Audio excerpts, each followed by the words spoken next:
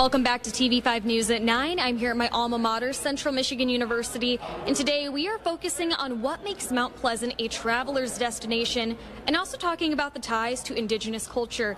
Joining me this morning, I have Casey Perez with the Indigenous Affairs with Central Michigan University, of course, and we have Cassandra Chipaway, Content and Communications Coordinator with the Mount Pleasant Area Convention and Visitors Bureau. Ladies, good morning. Good morning. Good morning. I'm so excited to have you. I'm so happy to be back here in my old stomping grounds. This is great. Yeah. Casey, we'll start with you. Obviously, CMU has worked closely with the Saginaw Chippewa Indian tribe for a very long time now, and the Tribal College. Can you share just how these partnerships have helped create learning opportunities, especially with new programs like the Ojibwe language courses, and kind of explain what those are for those who don't know?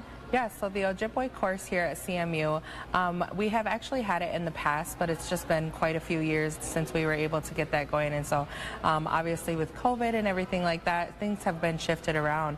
And so we've really been able to get the momentum going again to make sure that we offer that to the students here. And then also with working with the Saginaw Chippewa Tribal College and making sure that our students are being able to transfer credits back and forth easily. So that's really seamless, and provide that student support and that community support with events and collaborations. And then with the tribe, obviously we do a lot of work with them, so partnerships with collaborating for events, with athletics, with we have a youth camp in the summertime that athletics and the tribe collaborate with the office with, so the North American Indigenous Summer Enrichment Camp. So we have lots of different events throughout the year, as well as our annual powwow that takes place in March that a lot of our students can participate in and learn the culture with a hands-on aspect.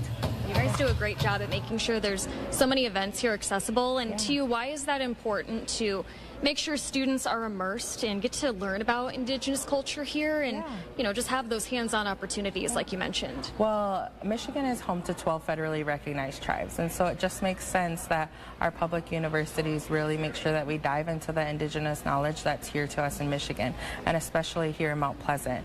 And so being on the ancestral lands of the Saginaw Chippewa Indian tribe and the Anishinaabe people, having that opportunity for students to really take on that pride of who the Chippewa nickname is, and then learning who the people are and the stewards of the land.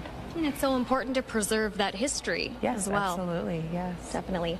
And Cassandra, for families planning a trip to Mount Pleasant, what makes this a tourism destination, in your opinion? Yes, Mount Pleasant is a great destination to bring your family. We have a Zebouing Cultural Center here. They offer guided tours, so you can walk through, really hear the stories, and get engaged with the culture there at Zebouing Cultural Center. It's great for families, teams, if you bring your team from work through, and even just bringing other friends and acquaintances as well to lots of outdoor them. Recreation opportunities as well. I know as a former student here, I spent a lot of time walking the trails and going to the parks. And what are some other spots families can check out? Yes, absolutely. Anything along the Chippewa River, doing kayaking, canoeing. There are lots of opportunities to go hiking through Bundy Hill around the fall is a great time, and Deerfield Park, lots to do, disc golfing and just getting out there and enjoying the outdoors with your family. And this is a great time to visit in the fall, too. The changing colors. I mean, Mount Pleasant is beautiful this time of year, in my opinion. A little biased, of course. But as we mentioned, Mount Pleasant has strong relationships between CMU, the tribe, and the Tribal College, of course. Remind us once again, Casey, how do these partnerships, would you say, help strengthen cultural understanding, especially for students here? Yeah, so I think sometimes the students come to CMU and they don't necessarily know that the tribe is here. They don't know that the Tribal College is here and the rich culture and heritage that they're stepping into when they get to Central. But with all of the things that all of us can offer, they get an additional learning piece that maybe you wouldn't get at another public university so close to a tribe. Yeah. Cassandra, what about you? How do you feel these partnerships help strengthen the community as a whole? We all work together. We really do. Everybody is engaged and wanting to connect and learn more about each other. That mutual respect. We have lots of businesses here that are run together by our community partners, and it's important to have everybody on the same page.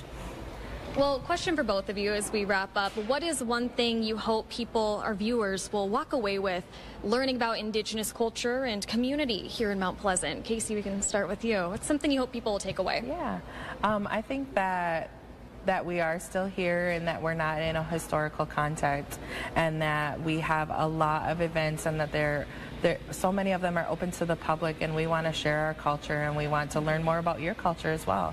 And so having that reciprocity of friendship there for sure. I love that. Cassandra, what about you? Absolutely. I think the welcoming environment, the powwows that we do have an outdoor powwow in July. Those are open to everyone, so I encourage you to check that out and get an Indian taco, get a blanket dog, some fry bread, corn soup. Really, support the Indigenous artists and their culture. Just be open to learning more.